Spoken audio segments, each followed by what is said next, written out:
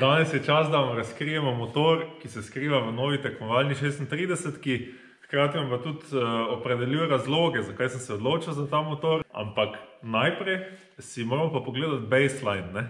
Baseline je to, odkot izhajamo, kaj sem vozil do zdaj, koliko je tu konjev blok, koliko je navora.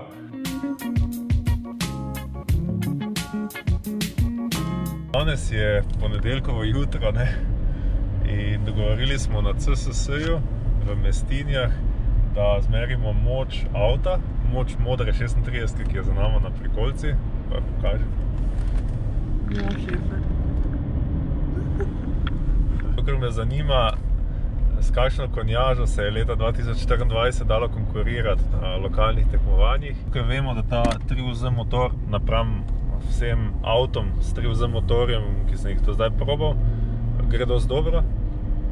Tako da vemo, da je ta motor med bolj zdravim in tudi kompresija štima. Serijski motor naj bi imel slabih 300 konjev pa dobrih 400 Nm navora. Zdaj pa videli, koliko teh konjev je še preživelo oziroma koliko je dejanska ta vrednost. Pa sklepam, da bomo tudi pač videli predvsem meritev, koliko teh konjev pride skozi 3.0 dizelski menjalnik pa diferencial od 7 na kolesa. Ja, by the way, do zdaj imam relativno slabe izkušnje z folkom, ki ima valje in tem dyno tuningom, ne? Zato, ker imajo vsi neka svoja prepričanja, nepopolne odgovore, nepopolno svetujejo in dostikrat, ko greš recimo tunat avto na valje, se pol izkaže, da moraš še dodelovati neke stvari, na katere nisi niti bil opozorjen. Dober primer je recimo moj črni 1UZ avto, kjer je bilo treba dodati še en kup senzorjev. Sicer mapa je v redu, ampak recimo je bilo smotrno dodati senzor za oljni pritisk, pritisk benzina in temu primerne varnostne protokole. Take stvari mi pričakoval, da tunerji svetujejo. Dan sicer ne pričakujem dobenih takih nasvetov, zato ker imam sam zmeriti moč, pa videti, kako oni na CSS-ju dihajo.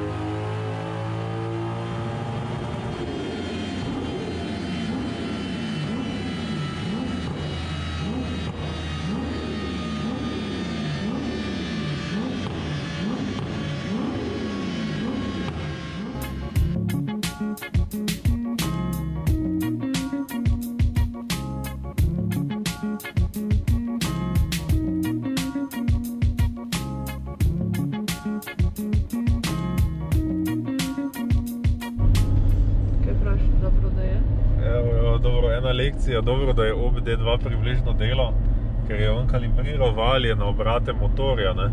Sem pa včeraj videl tudi eno zanimivo piramido, ne, ker si nikoli nisem točno pogledal teh rally avtov, zato ker so rally avti zelo dragi zame, pa sem ugotovil v bistvu, da ima Rally 2 kategorija, to je druga najvišja kategorija v svetovnem ralliju, to so tako znani R5 avti, ne. Imajo v bistvu 4,2 kg na kon, medtem ko Rally 1, torej tako imenovan VRC, ima pa 3,1 kg na kon, ne. In zanimivo je, da drift avto, ko ima recimo 305 konjev z 1250 kg, ima 4,098, torej 4,1 kg na konja, ne. In torej ima power to weight ratio boljši kot pa R5 avti, kar je zanimivo. Valjda pa nije štirikolesnega pogona, pa vse mogoče tehnologije launch controlov, pa sekvenčnega menjalnika, pa tak dalje, ne. Na ta oblačen dan smo zaključili baseline modrega avta, ne. Zdaj so mi poznani bolj manj vsi podatki, ki jih rabim za nadaljni razvoj 36 šasije, od teže in razporeditev te do moči, navora in razporeditev tega, pa tudi razni 3D skeni, ki mi geometrijsko opišejo avto. Tako da to so v bistvu parametri, s katerimi gremo dalje in so zdaj shranjeni v mojem databaseu na računalnikih, da lahko dalje razvijamo to šasijo za driftanje.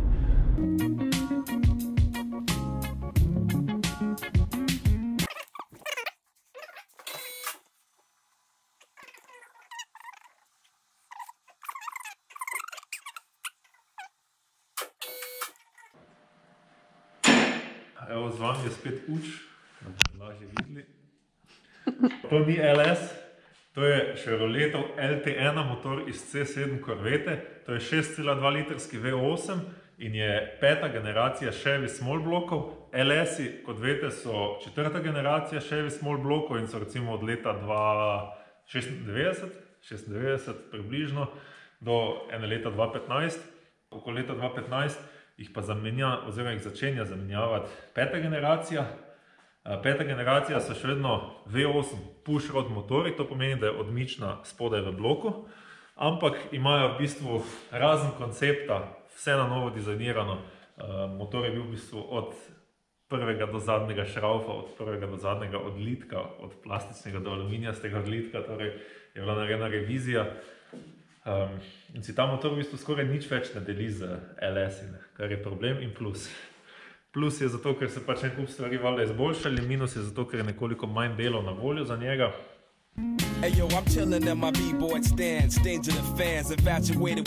Bomo šli najprej čez razloge, zakaj sem se odločil za ta motor. Ta motor je mogel izpolnjevati 5 pogojev in te pogoje sem v bistvu si jaz zastavil sam, glede na moje želje, glede na opazovanje tekmovalne scene na Severnem Balkanu in širše. En od pogojev, ki jih je mogel ta motor izpolnjevati, je to, da so dobavljivi kosi. Tak motor lahko kupiš nov pri Chevroletu na paleti, vključno z računalnikom, ali brez, ali po kosih, ali v celoti. In fora je v tem, da sem hotel imeti motor, kjer je dejansko dober support, kar se tiče aftermarket in tovarniških kosov. Sploh pa, glede na to, da je to performance motor iz tovarne, dobiš ga v Corvetti ali pa v Camaru, tukaj sta oba športna avta, je motor v bistvu že v osnovi nastrojen na nek način na to, da ga lahko teraš. Naslednji pogoj je to, da je to kompakten motor. Napram tudi UZ motorjem, ki so sicer precej kompaktni, ampak predvsem v primerjavi z Mercedesovo M100 pa nekaj familijo V8 motorjev, pa z BMW-jevimi M62, N62, N63 smetmi in podobnimi večjimi V8 motorji, je ta motor zelo kompakten, zato ker ima odmično gred v bloku spodaj, kjer se ji pridružuje tudi timing paket za tem pokrovom, kot tudi ročniki. To pomeni, da so v glavah samo sesalni in izpušni kanali, ventili zmeti in rocker armi, tlackalice. In je dejansko motor za 4-5 prstov ožji, kot pa BMW-jevi ali pa Mercedes ekvivalenti. Na ta način je pa ta motor tudi lažji od te BMW in Mercedes konkurence. Kompleten motor, brez izpušnih kolektorjev, z inštalacijo, za vso periferijo ima 209 kg, to je pa v bistvu identična teža kot 3UZ motor. Ampak drugi pogoj, kompaktnost, relativno nizka teža. Tretji pogoj, there is no replacement for displacement. Je tako za turbo, kot za atmosferske motore. In v tem primeru je to 6,2 litrski motor in je v bistvu največji motor 5. generacije Chevy Small bloka, ki ima še aluminijasti blok. To je bil en pogoj zaradi teže. Obstaja zdaj L8T, ki je sicer goose blok, ki ga pa najdeš kot paletni motor, tako imenovani crate engine ali pa v nekih pick-upih, ampak 6.2 bo za nas zaenkrat dovolj. In pogoj je bil do nadaljnega atmosferski motor, zato ker jaz imam majhno ekipo, dosti tudi vozimo, dosti smo na progi in po mojih izkušnjah je tak, da atmosferski motor oziroma engine package dosti lažje razviješ do točke, ki rabi zelo malo managementa strani ekipe in se lahko ekipa, ki je že itak short-handed v mojem primeru, osredotoči bolj na štelanje avta, psihologijo voznika in ekipe, ne pa, da sprašuje glavo za tem, da popravlja razbite intercoolerje, rešuje turbine, štela ventile, ne vem kaj vse. Tretji pogoj je pa to, da je ta motor zaradi svoje kompaktnosti pasal v koncept avta, ki sem ga imel v mislih. Vztrajam za hladilnikom spredaj na 36-ki. Po izkušnjah z modro 36-ko s 3UZ je kljub temu, da hladilnik spredaj pogojuje neidealno razporeditev teže po avtu, z tem setupom enostavno izvesti, ker tukaj nimam še velikega izpušnega kolektorja, velike turbine, intercoolerja, pa tudi ne rabim toliko hladilnih kapacitet, kar se tiče ponavadi večjega hladilnika za olje pri turbomotorjih. In na ta način je v bistvu ta motor ustrezal konceptu avta, ki sem ga imel v glavi. Peti pogoj je pa to, da je ta motor v bistvu ima tak karakter, ki si ga želim. To je ta močen V8 sound.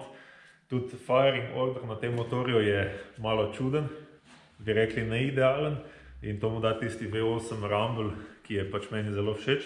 Hkrati pa, zato ker so glave tukaj dosti boljše kot na starejših LS motorjih, ima ta motor toliko flowa, da z dobro odmično dobiš tudi ta power band, ki gre vse v obrate, kot na kakšnih S54 in S50 motorjih. In v bistvu ni tega, da bi, kot je znano za recimo M60 motorje, da bi motor nabiral moči do recimo 5000 obratov in pol bi pač čist umrl v visokih obratih. Na dynografu boste tudi na UZ-ju videli tu, da tudi UZ v obratih pade čez. Enostavno njegove odmične in flow glave, flow sesalnega kolektorja ne podpirajo to, da bi delal konje vse do blokade. Oziroma bi lahko blokado dal dosti prej, če ne bi rabil tistih obratov na kolesih.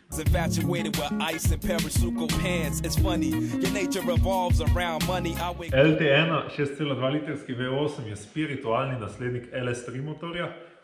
LS3 motor si lahko našel v C6 Corvette Grand Sport Faceliftu, torej zadnji generaciji C6 Corvette.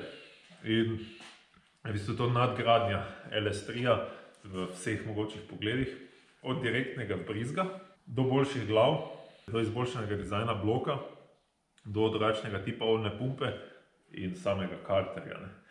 LT1 ima v serijski varianti nekih 450 konjev, z spicy odmično in upgradi, kar se tiče vzmeti ventilov in retainerji na ventilih, pa lahko to dvigne za skoraj 100 konjev.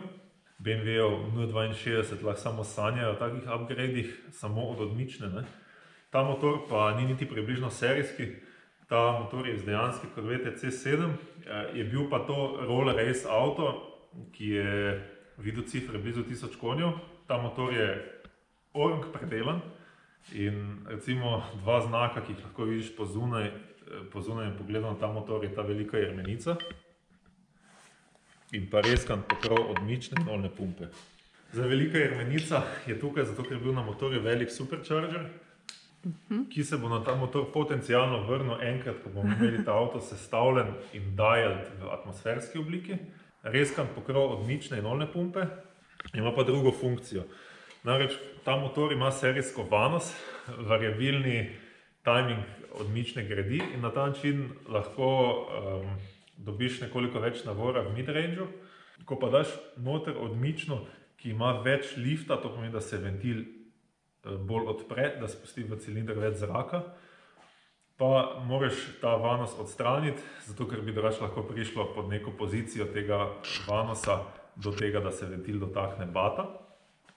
V motorju so tudi boljši dročniki, ker serijsko ima ta motor celo izklapljanje cilindrov, tako da lahko nekdo s C7 Corvetto ali pa s Camarotom cruza po avtocesti, recimo tako, da delajo samo 4 cilindri.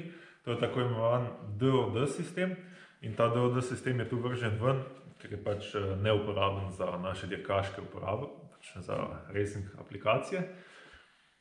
Pod pokrovi ventilov se skrivajo dvojni federi in titanium ploščice, titanium retainerji. Razlog, zakaj rabiš titanium retainerji, je to, ker tu je pa ventil ogromen in na ta način poskušaš zmanjšati skupno maso ventila in tega ploščice, da vzmet, ki je v tem primeru dvojna, lažje vrne ventil v zaprto pozicijo. Hkrati je vgrajen trunion kit, to so v bistvu medeninaste puše na rocker armih, ki pomagajo k temu, da se rocker armi ne bi obrabljali toliko, pa pomagajo k temu, da pač ne bi kak rocker arm slučajno se razletel pri višjih obratih. Ena velika prednost napram UZ motorju je to, da je tukaj plastični sesalni kolektor, ki je mogel zagotavljati manj hit covka na vročini. Tukaj zadaj pa lahko posnameš. Tukaj zadaj je pa čisto od firewalla potisnjena visokotlačna pumpa. Če pogledate sesalni kolektor, je videti, da ni nikjer fuel raila in pa injektorjev za gorivo. To je zato, ker je to direct injection motor in na ta način bomo v tem avtu uporabljali v bistvu najnovejšo aktualno tehnologijo, kar se tiče bencinarskih motorjev. Večina vas verjetno ve, da vsi moderni bencinski motorji uporabljajo direktni vbrizg. Direktni vbrizg ima ogromno prednosti, pa tudi nekaj slabosti. Zdaj, razlog, zakaj je uporabljen tudi direktni vbrizg, je poleg valjda emisij tudi to, da gorivo dostavi z injektorom direktno v cilinder in na ta način količina goriva, ki ga daš v cilinder za cikl izgorevanja, ne jemlje volumna zraku, ne? In na ta način daš več zraka v sam cilinder, narediš več moči. Naslednja prednost je to, da direktni vbrizg deluje na zelo visokih pritiskih.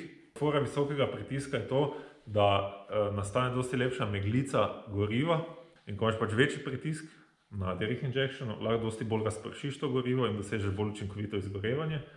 Valjda je pa tu dosti manjša toleranca za napake, zato ker imaš čas, v katerem moraš dostaviti gorivo v cilinder, dosti bolj omejen. Naslednja kompleksnost, ki jo pogojuje direktni vbrizg motorja, je tudi to, da so ti injektori tako imenovani peak and hold injektori. Niso samo injektori, kjer mu določaš puls, kot so recimo stari klasični injektori na 2 pina za navadne 3,5-5 barske sisteme dovoda goriva. In taki injektori potrebujejo dosti bolj kompleksen računalnik za pač management motorja. Zdaj bomo pa šli korak nazaj iz teh recimo slabosti oziroma komplikacij takega sistema k rešitvam in razlogom, zakaj sem se pač odločil za Chevroletov motor.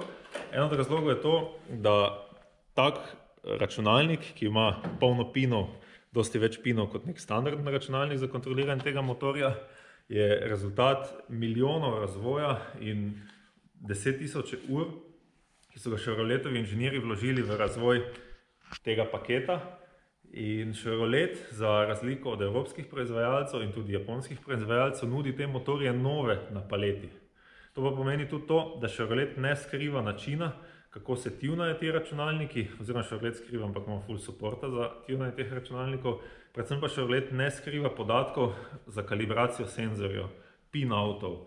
Recimo Chevrolet v navodilih poda pozicijo MAF senzorja, dolžino cevi, fi cevi in odmik od lopute gasa, kjer mora biti MAF senzor zmontiran. Podobne stvari. To je velika prednost, zato ker lahko v mojem primeru kupiš tak motor nov na paleti, kot tudi vse nove komponente, recimo če razbiješ glavo ali kaj podobnega, če poči sesalni v primeru, da imaš boost, da crkne loputa za gas, so ti kosi dosti bolj dobavljivi, pa te ena glava nova od Chevroleta ne bo sezula 5.000 evrov, kot bi bilo to pri BMW-ju, ne? Ampak point je v tem, da nam serijski računalnik, ki načeloma nima quirkov raznih standalonov in ki ga lahko tuna po svetu en kup ljudi, ki se ukvarja za Chevrolet motori, načeloma ne smejo delati težav, kot se zna zgoditi za standaloni, kjer imam jaz kar nekaj slabih izkušenj za kalibracijo, z tunanjem v danih pogojih na valjih, pa imaš pol naslednji dan 10 stopinj razlike v ambientu, pa je na to vžig, hladen vžig dosti slabši, pa tak dalje, ne? Every day is blessed, with or without stress. I refrain from being brain numb for smoking cess. I escaped the west, somebody died. Corvetta ima LT1 in LT4 motorje. LT4 je superchargena verzija v dveh variantah. Ena je varianta z mokrim karterjem, za to varianto sem se jaz odločil zaradi manjše kompleksnosti celega sistema. Pa tudi napram LS motorjem, torej napram 4. generaciji, je dobil cel oljni sistem full veliko revizijo. Oljna pumpa pa ni več zobniški tip, ampak je tako imenovani vein tip, torej na ploščice, kot seropumpa. In ta pumpa ima v tem motorju sicer variabilen volumen, kot tudi na modernih BMW motorjih, ampak mi bomo to furali skozi sklopljeno na maksimalni kapaciteti. Point te pumpe je to, da načeloma ima boljši flow kot pa LS pumpa in na ta način v bistvu več olja kroži skozi sam motor, zato pa potrebujemo ta ogromni karter z čim večjo kapaciteto. LS3, spiritualni predhodnik tega motorja, je imel kompresijo 10,7:1. Tukaj so si s pomočjo direktnega vbrizga in v upanju na boljša goriva upali pri Chevroletu dvigniti kompresijo na 11,5:1. In na ta način v bistvu so dali tudi nekoliko več obremenitve na spodnji del bloka, ker če je osnovna kompresija večja, načeloma dosežeš tudi večje pritiske v cilindru, to ti pa pomaga tudi direktni injection, ko smo že prej omenili. In zato je, če pokažeš z te strani, LT narejen za tako imenovani 6-bolt mains, to pomeni, da lunice glavne gredi drži 6 vijakov v blok. To pomeni 4 vijaki od spodaj in 2 iz strani. V primeru tega motorja so vijaki celega big enda upgradeani na ARP vijake in to nam bi moglo garantirati, da bomo lahko ta motor vrteli več kot serijsko, oziroma da bo zdržal vso obremenitev, ki mu bojo. In na ta način bi mogel spodnji del motora zdržati vso obremenitev, ki jo bo videl z moje strani. My grandmother spoke to me, now I control the worst. I gotta bowl the verse, I'm sick of battling, I'm traveling beyond this. Smo? Ti nisi. Jaz sem. Pogledaj, moram si spomniti nek zaključek za ta video, zato ker ta video zdaj v bistvu prišel pred tistim obljubljenim videom, ker naj bi bil avto že na kolesih, pa v bistvu imamo zdaj reveal motorja pred tem, ko je avto na kolesih. V glavnem, v tem videu je izpadlo, da ta motor hvalim nad vse. Mislim, da je ta motor ena najboljših možnih izbir za power plant z okoli 500 konji, za driftanje, sploh pa za short-handed ekipo, kot je moja, ima pa tudi cenovni downside. Ti motori se cenovno gibajo proti 10.000 evrov, plus treba je vložiti še vse polovico toliko v predelave, v to, da motor usposobiš, da deluje. To pa recimo v primerjavi z BMW-vimi M60, M62 in mojimi najljubšimi Toyota UZ motori naredi ta motor skoraj 3-krat tako drag za približno 50% več zmogljivosti. Tako da je tu pač dosti višji cenovni rang.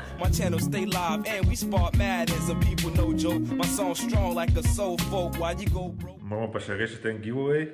In to je giveaway iz prejšnjega videa, kjer sem obljubil, da bomo podarili 2 majici. To sta 2 nova dizajna. To sta ta dizajn in ta dizajn. In od vseh, ki ste poskušali ugotoviti, koliko ima konjev Triuze avto, ta modri avto, je bilo nekaj zelo optimističnih ugibanj proti 400 konjem, pa tudi nekaj bolj pesimističnih ugibanj pod 300 konjev. In v bistvu 2 sta zadela zelo blizu. Ta drugi najbližji je bil Janez Pomišljaj X9J z 302 konji, medtem ko je avto naredil 306,6 oziroma 305,6 konjev v 2 uspešnih powerpoolih. Najbližje je bil pa Jure 96 z 307 konji. V glavnem Janez je falil za 4,6 konja, Jure pa falil za 0,4 konja. Tako da sta bila oba dva zelo blizu. Verjamem, da je tu kakšna Wikipedija pomagala pri ugibanju. Na Wikipediji pa piše, da ima Triuze 298 konjev v serijski obliki. Tako da oba se javita na naš mail z vašim naslovom, velikostjo majice in kateri dizajn bi želela imeti. In to v bistvu zaključuje današnji video. Majice iz giveawaya bojo v kratkem na voljo tudi na shopu. Tako da ob tej priliki bi se rad zahvalil vsem, ki pogledate video do konca, ki šerate to vsebino, če vam je všeč, pa tudi, ki kupujete preko shopa in nas na ta način supportate ali pa sebi počastite vse mogoče kose za vaše drift in street/track builde. Tako da se vidimo v naslednjem videu, ki bo pa prišel v krajšem premoru. Ne bo toliko časa trajalo, kot je trajalo do tega, ker smo zdaj dlje v izdelavi tega avta in si lahko tudi privoščim nekaj več časa za editanje video, pa nekaj več časa za blebetanje pred kamero, kjer vam opišem en kup tehničnih detajlov, ki jih na prvi pogled ni mogoče videti na tem avtu ali pa jih ni mogoče prepoznati. To bo pa v naslednjem videu.